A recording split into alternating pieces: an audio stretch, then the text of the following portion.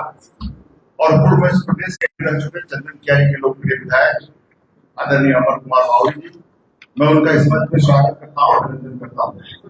साथ ही उनके बगल में पार्टी के प्रदेश के प्रवक्ता अजय शाह जी बैठे हैं, उनका भी स्वागत करता हूँ, अभिनंदन करता हूँ। और आज की इस प्रेस वार्ता को संबोधित करने के लिए नेता प्रतिपक्ष आदरणीय अमर कुमार मावड़ी जी से आग्रह करता हूँ कि आज की प्रेस वार्ता को संबोधित करें। आदरणीय मावड़ी जी। पहले सभी का धन्यवाद, आप सबका स्वागत है। पहले एक दुखद खबर जो अभी आप लोग से ही पता चली, सीताराम येचुरी जी बड़े वरीय नेता भारत देश के, उनका आज निधन हो गया है। आप ही लोग से पता चला। इस दिवंगत आत्मा को शांति प्रदान करे ईश्वर, ऐसी कामना करता हूँ।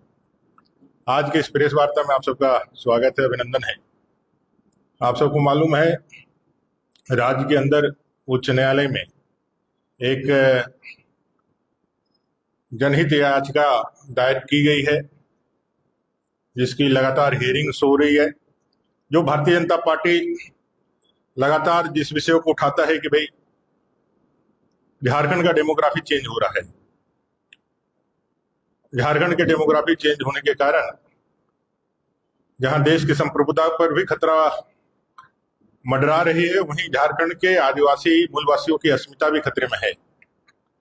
विशेषकर संथाल परगना में जो बंगाल से सटे हुए जिले हैं, चाहे पाकुड़ है, चाहे साहिबगंज है, उन जिलों के माध्यम से, उन जिलों के रास्ते भयंकर घुसपैठ हो रहा है और इससे हमारे माटी बेटी रोटी की अस्मिता की प्रश्न खड़े हुए हैं। भारतीय जनता पार्टी के इस प्रबल दावे को सत्तारूढ़ दल जेएमएम, कांग्रेस, आरजेडी लगातार खारिज करती रही है। वो इसे सिर्फ एक राजनीतिक बयान बताती रही है। लेकिन जब माननीय उच्च न्यायालय ने इस गंभीर विषय को संज्ञान में लिया पीआईएल के माध्यम से, और जब उस पर उन्होंने लगातार हियरिंग की, तो आपने देखा होगा कि माननीय उच्च न्यायालय ने सीधे कहा कि भी संथाल परगना में डेमोग्राफी चेंज हो रही है और वहां के 6 जिलों के डीसी और एसपी सीधे उनको रिपोर्ट करें कि भाई उसके लिए आप क्या कर रहे हैं। लेकिन राज्य सरकार जो घुसपैठियों के संरक्षक है, घुसपैठियों का पूरी तरह से एक तुष्टीकरण और वोट बैंक की राजनीति के कारण उसके सबसे बड़े रहनुमा के रूप में है। इस अति भयंकर समस्या को, इस अति गंभीर समस्या को एड्रेस करने की जगह वो इस पे लिपापोती करने की कार्रवाई प्रारंभ करती है, और जिसका नतीजा होता है कि कोई भी रिपोर्ट वो सही नहीं देती है।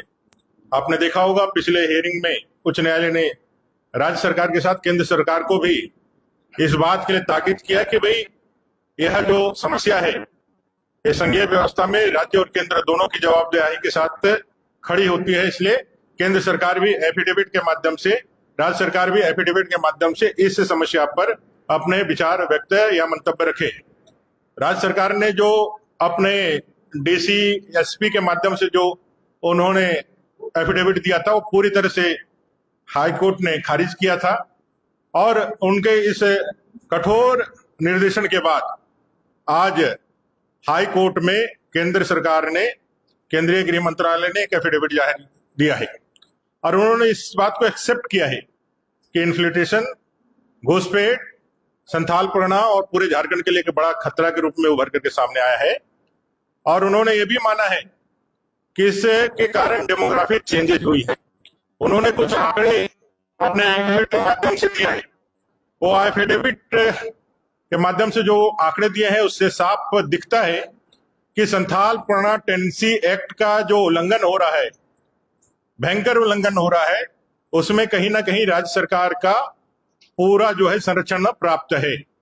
किस तरह से पाकुड़ के रास्ते, साहिबगंज के रास्ते, मदरसों के माध्यम से जो इलीगल मदरसे बड़े पैमाने पे एसपीटी की जमीन पे पड़े हैं, उस मदरसों के माध्यम से आधार कार्ड जैसे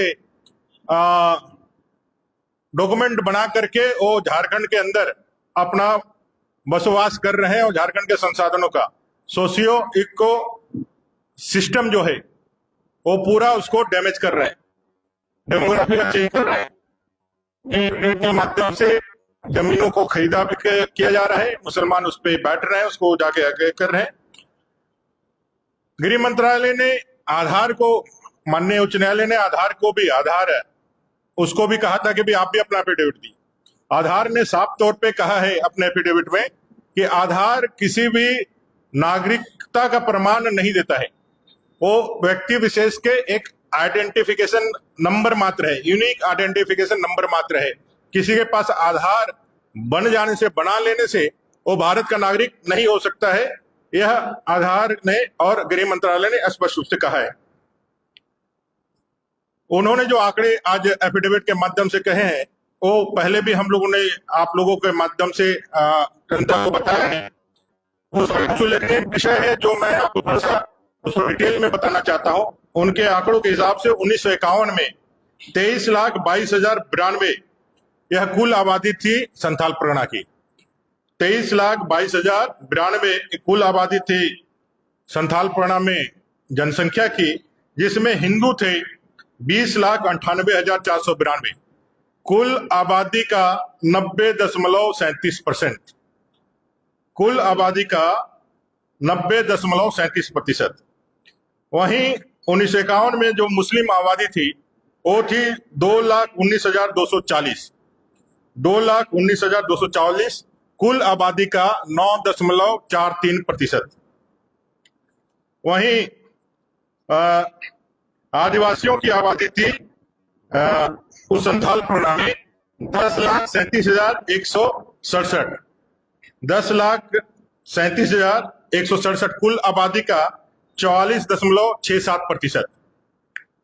जो 2011 लास्ट जो सेंसस हुआ था उसके हिसाब से संथाल परगना की कुल आबादी 69,69,69,097 ये कुल जनसंख्या आबादी संथाल परगना की, जहां हिंदुओं की आबादी 47,35,723, 47,35,723, 67.95%।